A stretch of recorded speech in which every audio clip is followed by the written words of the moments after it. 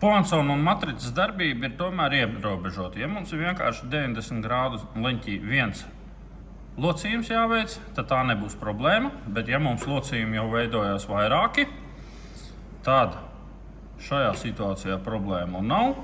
Ja locītu mēs tādā veidā, šis locījums nav iespējams. Ja locam tādā veidā, locījums jau ir iespējams. Ja?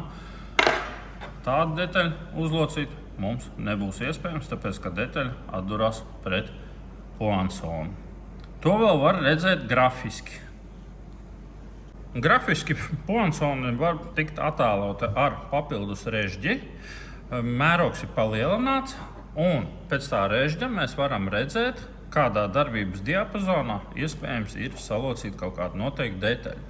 Tātad, ja mums šī mala būtu, piemēram, 20 mm, tad velkam pa šo līniju, un mēs redzam to, ka iespējams mums ir salocīt, ka šī mala mums arī būs tikai 20 mm. Ja būtu 25, mēs vairāk to izdarīt nevarētu, tādēļ, ka viņš atdurtos pret poinsonu.